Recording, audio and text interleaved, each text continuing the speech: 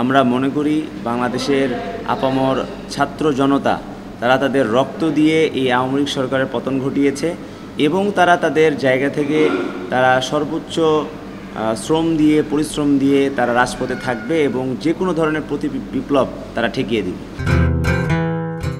15ই August ঘিরে কোনো ধরনের ষড়যন্ত্র আশঙ্কা করছেন কিনা?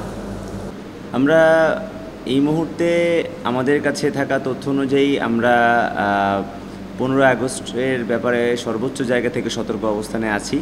আমরা বারবার করেই বলেছি আমরা এই ফ্যাসিবাদের বিলোপ চাই। আপনারা জানেন যে শেখ হাসিনার পতনই আমাদের এক দফা দাবির উদ্দেশ্য ছিল না।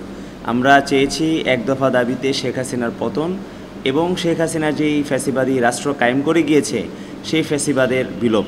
সেই জায়গা থেকে ফ্যাসিবাদ যেহেতু এখনও রয়েই গিয়েছে, আমরা আমাদের জায়গা থেকে 15 আগস্ট ঘিরে আওয়ামী লীগ সরকার, আওয়ামী লীগ যেই ষড়যন্ত্র বাস্তবায়ন করার চেষ্টা করছে, আমরা আমাদের জায়গা থেকে তা প্রতিহত করার জন্য সর্বোচ্চ আমরা অবস্থানে আছি। প্রতি বিপ্লব বা কু এর কোনো আশঙ্কা করছেন কিনা? দেখুন, প্রতি বিপ্লবের আশঙ্কা থেকেই যায়, তবে আমরা আমাদের জায়গা থেকে যত আমাদের সক্ষমতার সবটুকু দিয়ে আমরা রাজপথে আছি। আমরা মনে করি বাংলাদেশের আপামর ছাত্র জনতা তারা তাদের রক্ত দিয়ে এই আওয়ামী লীগ সরকারের পতন ঘটিয়েছে এবং তারা তাদের জায়গা থেকে তারা সর্বোচ্চ শ্রম দিয়ে পরিশ্রম দিয়ে তারা রাজপথে থাকবে এবং যে কোনো ধরনের প্রতি বিপ্লব তারা ঠেকিয়ে দেবে। বৈষম্য বিরোধী ছাত্র আন্দোলন কি রাজনৈতিক দল হিসেবে মাঠে আসবে? এটি এখনই বলা যাচ্ছে না। আমরা আমাদের জায়গা থেকে আমাদের রাষ্ট্র সংস্কারের যে কাজগুলো রয়েছে সেগুলো করার চেষ্টা করছি, ফ্যাসিবাদের বিলোপ করার চেষ্টা করছি। শেখ হাসিনা গত 16 বছরে তার যে রেজিম সাজিয়েছে, তার যেই দালালগুলো প্রত্যেকটি জায়গায় জায়গায় বসিয়েছে, আমরা আমাদের জায়গা থেকে তাদেরকে প্রথমে উৎখাত করব এবং সেটি হবে আমাদের চূড়ান্ত বিজয় অর্জিত হওয়ার আগ পর্যন্ত সেটা আপাতত বলা যাচ্ছে না। স্বরাষ্ট্র উপদেষ্টা আওয়ামী লীগকে পুনর্গঠনের কথা বলায় বিপুল প্রশংসা করেছেন সজীব ওয়াজেদ জয়। তার বক্তব্যের মধ্যে বা তার বক্তব্যগুলোকে কীভাবে দেখেন? সজীব ওয়াজেদ জয় তিনি বাইরে বসে অনেক কথাই বলতে পারেন, তবে আমরা যারা এই বিপ্লব সংগঠিত করেছি বাংলাদেশের আপামর ছাত্র জনতা, আমরা একটি কথা স্পষ্ট করে বারবার করে বলছি যে আমরা যাদেরকে উপদেষ্টা হিসেবে মনোনীত করেছি এই বাংলাদেশের এই রাষ্ট্র সংস্কারের জন্য, তাদেরকে ওখানে বসানোর উদ্দেশ্যটাই হলো বাংলাদেশের রাষ্ট্র সংস্কার। কেউ যদি তার জায়গার মধ্যে বসে, উপদেষ্টার জায়গার মধ্যে বসে রাষ্ট্র সংস্কারের বদলে যদি আওয়ামী লীগকে আবারও ফিরিয়ে আনার চেষ্টা করে বা আওয়ামী লীগকে পলিটিক্যাল স্পেস দেওয়ার চেষ্টা করে, সেই জায়গা থেকে আপামর ছাত্র জনতা উপদেষ্টাদেরকে তাদের পদ থেকে হটাতেও পিছপা হবে না। উপদেষ্টা পরিষদ নিয়ে আপনারা কি বর্তমানে সন্তুষ্ট? আমরা একটি কথা বলি, সেটি হলো যে সংস্কার ধীরে ধীরে হবে, কিন্তু চেষ্টার জায়গাটা অব্যাহত থাকতে হবে। সেই জায়গা থেকে উপদেষ্টারা কেবলমাত্র দায়িত্ব পেয়েছেন। আমরা আরও কিছুদিন দেখব তারা তাদের জায়গা থেকে তাদের কাজকর্মগুলো ঠিকঠাকভাবে করছে কি না। বিশেষ করে সংস্কারের যে জায়গাগুলো রয়েছে, যেই সংস্কার না হওয়ার কারণে আমরা বাংলাদেশ হিসেবে তৃতীয় বিশ্বের একটি দেশ হিসেবে এখন পর্যন্ত স্বাধীনতা 53 বছরে এসে আমরা অবস্থান করছি। সেই জায়গা থেকে আমরা মনে করি যে উপদেষ্টারা সামনে তারা তাদের কর্মপরিধি বাড়াবেন, ধীরে ধীরে তাদের কর্মপরিধি বাড়ানোর মাধ্যমে তারা রাষ্ট্র সংস্কারের দিকে মনোযোগ দেবেন। বাংলাদেশে আপনারা কি কি সংস্কার চান তার কোনো তালিকা কি আপনারা প্রধান উপদেষ্টাকে দিয়েছেন? আমরা অবশ্যই তাকে জানিয়েছি, তাকে মৌখিকভাবে আমরা জানিয়েছি এবং প্রধান যে সংস্কারের যে জায়গাগুলো রয়েছে, প্রধান সংস্কারের জায়গাগুলো হচ্ছে ফ্যাসিবাদের বিলোপ। প্রথমে শেখ হাসিনা তার রেজিমকে টিকিয়ে রাখার জন্য তার যে দালালগুলোকে প্রত্যেকটি গুরুত্বপূর্ণ পদে আসীন করেছেন, সেই গুরুত্বপূর্ণ পদ থেকে তাদেরকে সরানো এবং এই রাষ্ট্রের প্রধান সংস্কার হবে এই ফ্যাসিবাদের বিলোপ। এই ফ্যাসিজমে যারা দালালি করেছে তাদেরকে তাদের পদ থেকে সরানোর পর আমরা ধীরে ধীরে রাষ্ট্রের যে প্রধান যে সংস্কারগুলো রয়েছে, আপনারা জানেন যে বাংলাদেশের বিচার বিভাগ এখন পর্যন্ত স্বাধীন হয়নি। আমরা জানি যে মাজদার হোসেন কেসের যে ডিরেকশনগুলো ছিল সেগুলো কেয়ারটেকার গভর্নমেন্টের আমলে এগুলো ইমপ্লিমেন্ট করার জন্য আওয়ামী লীগ সরকারকে তারা বলেছিল, কিন্তু আওয়ামী লীগ সরকার ক্ষমতায় আসার পর মাজদার হোসেন কেসের ইমপ্লিমেন্টেশনগুলো কিন্তু তারা করেনি।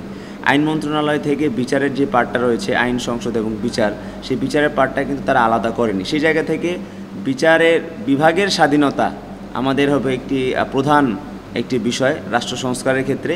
কারণ বিচার বিভাগ হচ্ছে রাষ্ট্রের একটি জবাবদিহিতার একটা জায়গা। যদি কোনো রাষ্ট্র যদি কোনো সরকারকে তার জবাবদিহিতার আওতায় না আনতে পারে, সেই রাষ্ট্র একসময় ফ্যাসিবাদের আখড়ায় পরিণত হয়।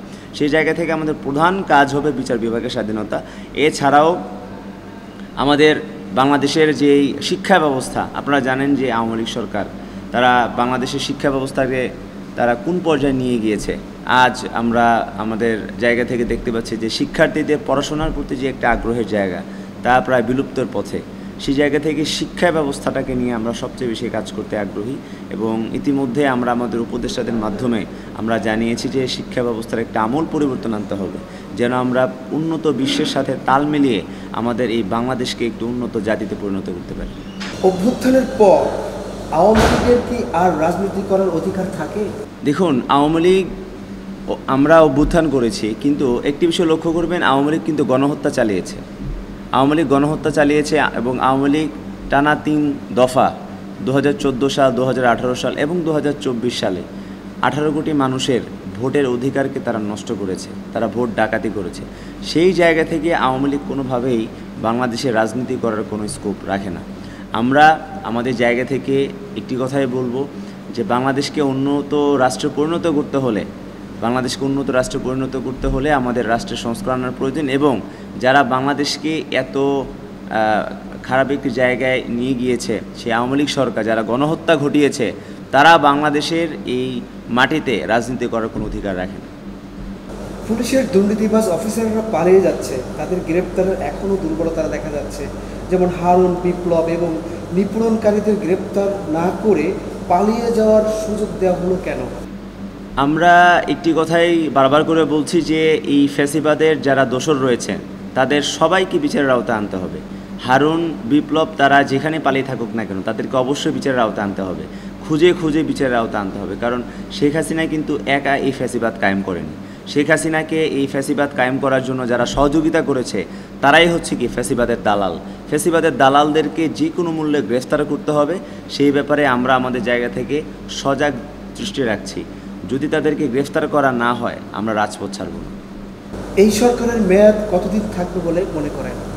আমরা মনে করি যে ছাত্র নাগরিক গণ অভ্যুত্থানের মাধ্যমে আমরা যে অন্তর্বর্তীকালীন সরকার পেয়েছি, অন্তর্বর্তীকালীন সরকারের মূল উদ্দেশ্য হচ্ছে রাষ্ট্রের প্রয়োজনীয় সংস্কার সাধন করা। প্রয়োজনীয় সংস্কার করতে গেলে এই সরকারকে আমাদের সময় দিতে হবে। এই সরকার তাদের জায়গা থেকে রাষ্ট্র সংস্কারে যে উদ্যোগ নিয়েছে সেগুলো করতে যে পরিমাণ সময় লাগে, তারা সেই পরিমাণ সময় তারা অবশ্যই তাদের ক্ষমতায় থাকতে হবে এবং রাষ্ট্রের সংস্কারের পরে আমরা একটি নির্বাচনের মাধ্যমে আমরা এই ক্ষমতার পরিবর্তন চাই। এখনো পর্যন্ত বৈষম্য বিরোধী ছাত্র আন্দোলনের কতজন ছাত্র নিহত হয়েছে বলে আপনারা কি এরকম কোনো তালিকা তৈরি করেছেন? আমাদের একটি তালিকা তৈরির প্রক্রিয়া চলছে, আমরা তালিকা তৈরি করছি।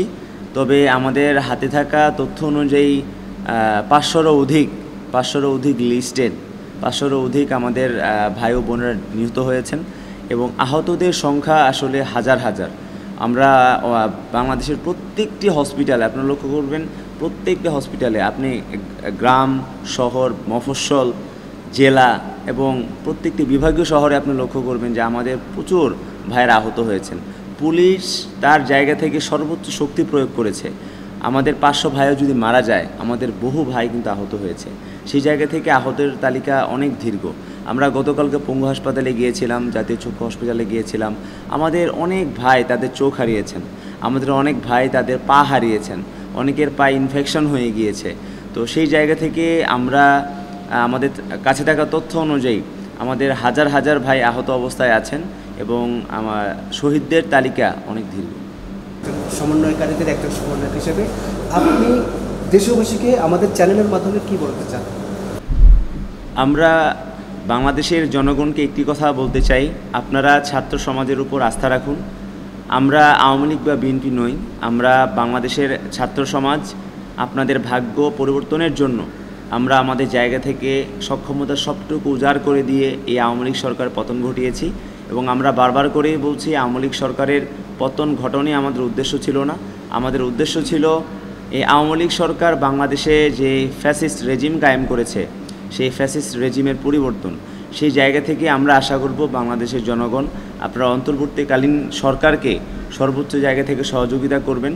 এবং আমরা বিশ্বাস করি যে বাংলাদেশ হবে এমন একটি রাষ্ট্র, যে রাষ্ট্রে বিচার বিভাগের স্বাধীনতা থাকবে, যে রাষ্ট্রে জবাবদিহিতা থাকবে, যে রাষ্ট্রে কেউ শেখ হাসিনা হয়ে উঠবে না, যে রাষ্ট্রে কেউ ক্ষমতায় যাওয়ার পর মনে করবে না যে সে আইনের ঊর্ধ্বে।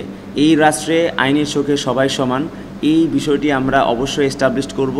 আমাদের পলিটিক্যাল সেটেলমেন্টের যে জায়গা আওয়ামী লীগ সরকার তৈরি করে দিয়ে গিয়েছে, সেটিকে পুরোপুরি বিলোপ করে আমরা নতুন করে পলিটিক্যাল সেটেলমেন্ট তৈরি করব, যেখানে পলিটিশিয়ানদের মূল ম্যান্ডেটই হবে জনগণের সেবা করা। তারা জনগণের চাকর হয়ে বাংলাদেশের সেবা করবে এবং এখানে জনগণই হবে রাষ্ট্রের সকল ক্ষমতার মালিক। সেই জায়গা থেকে আমরা চাই এক বৈষম্যহীন বাংলাদেশ গড়ে তুলতে। যে বৈষম্য দূর করার জন্য আমরা কোটা সংস্কার আন্দোলন করেছিলাম, যে বৈষম্যের মূল শেকড় এই আওয়ামী লীগ সরকারকে আমরা উপড়ে ফেলেছি, সেই বৈষম্যহীন বাংলাদেশ গড়ে তুলতে আমরা বাংলাদেশের আপামর ছাত্র সমাজের প্রতি আহ্বান জানাই যে আপনারা আপনাদের জায়গা থেকে যে প্রতিবাদের ধ্বনি উচ্চারিত করেছেন, সেই প্রতিবাদের ধ্বনি আপনারা থামিয়ে দিবেন না। আপনারা আমাদের সাথে থাকুন, আমরা সবাই মিলে আমাদের আগামীর স্বপ্নের বাংলাদেশ বিনির্মাণ করব।